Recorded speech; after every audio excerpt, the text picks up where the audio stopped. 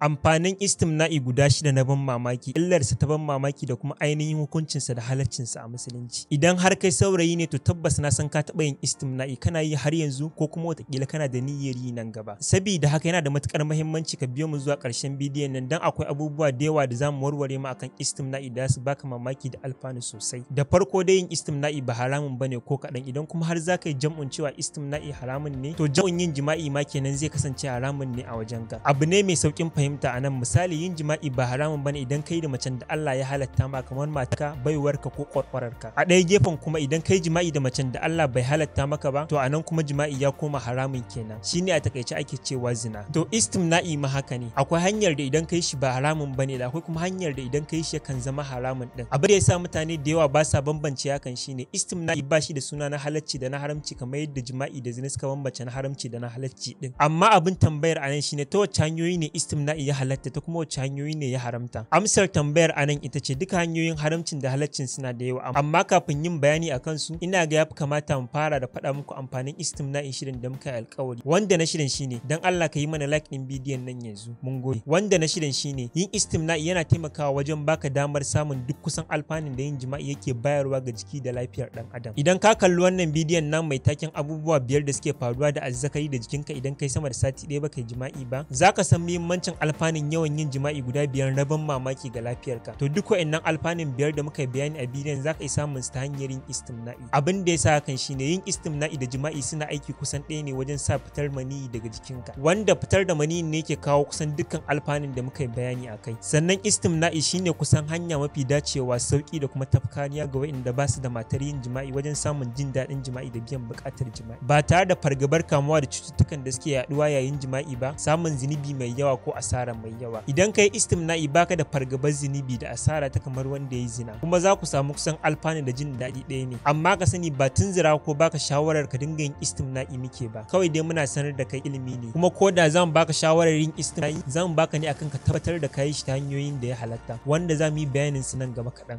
Amma kafin nan za mu warware ma wannan damuwar, ma'ana illolin da istimna'i ke ga lafiya. Da gaske ma istimna'i yana da illa ga lafiya? Na tabbata kafin ka ji wani yayi magana akan amfanin istimna'i to sai ka fara jin mutane da yawa da suke magana akan illarsa, wanda hakan yasa har mutane da yake tunanin bashi da wani alfanu ga lafiya sai dai tarin illoli kawai, wanda samsam ba haka bane. Kuma abin mamakin shine amfanin nasa ma yafi illar tasewa. Kuma idan da akwai babbar illar da istimna'i yake to mafi girman su ita ce addictive, ma'ana yawan yin sa da kuma kasa denawa idan ka fara, kamar shan sigari ko kayan maye. Kuma kamar yadda mai shan sigari da kayan maye yake musu wahalar denawa da kuma jin kamar za su mutu idan suka dauki lokaci ba tare da sun sha ba, to haka ma masu yin istimna'i ke musu. Idan ba su yi kamar yawan yadda suke yi ba to ba sa samun hayyacin kansu, wanda wannan yawan yin ne yake jawo illolin istimna'in da kowa yake magana a kai. Zan so ka tuna da cewa abinci mai kyau wani garkuwa ne a gare mu, kuma idan har muka yi wasu kwanaki ba tare da mun ci ba to ba za mu iya ci gaba da rayuwa ba ko kaɗan. Kuma na san ka san idan har muka yi abincin cin hauka da yawa to zai iya jawowa har mu rasa rayuwar tamu, duk kuwa da muhimmancin nan nasa na ba za mu iya rayuwa idan mu ci din ba. To haka ma istimna'i yake, duk da alfanun sa masu yawa ga lafiyar mu, idan muka yi shi da yawan da ya wuce hankali to fa alfanun ko ɗaya ba za mu samu ba, sai dai ma tarin illoli kamar haka. Na farko, daukewar sha'awa. Duk yayin da kai istimna'i kana amfani da bangaren jikinka ne wajen bawa sauran sassan jikinka jin daɗi, wanda idan hakan yayi yawa yake jawo karancin sha'awa daga sauran jiki. Na biyu, yawan yin istimna'i yana jawo lalacewar tsokar azzakari da raunata jijiyoyin azzakari, wanda hakan yake jawo rashin karfin gaba da saurin kawowa. Na ƙarshe, istimna'i yana jawo karancin maniyyi. Mutanen da suke istimna'i da yawa a kullum suna gamuwa da wannan matsalar sosai, inda zaka samu mutum yayi jima'i sau 3 zuwa sau 10 a rana ɗaya kacal, ba dole maniyyi ya karanci ba, wanda kuma wannan karancin maniyyi yake jawo matsalolin jima'i da dama. Wa'annan ukun na daga matsalolin da yawan yin istimna'i yake haifarwa. Amma zan iya tabbatar da cewa yin jima'i sau 1 a sati ko sau 1 a kwana 10 ba zai jawo ma illolin nan ko guda ɗaya ba, sai dai ma ya baka alfanonin nan guda 6 da muka yi bayani a baya. Amma fa ko da sau 1 ne a satin, ya kamata ka tabbatar da kayi shi ta hanyar da ya halatta ne kadai a matsayinka na musulmi,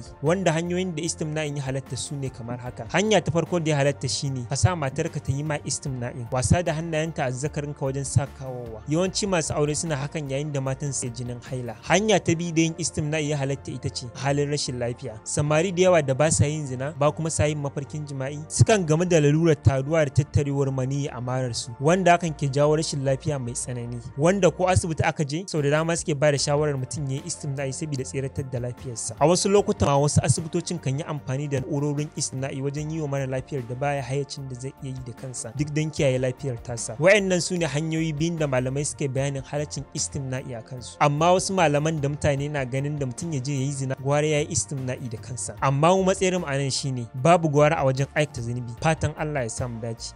Hukunci amfani da illolin istimna'in kenan. Kalli wannan bidiyon yanzu don sanin amfanin tsotsar farjin mace guda 6 na ban mamaki da ainihin hukuncinsa a musulunci. Bidiyon zai baka fa'ida sosai fiye da wannan, ka kalla yanzu ko kuma kallo wa'innan bidiyoyin idan baka sha'awar wannan din.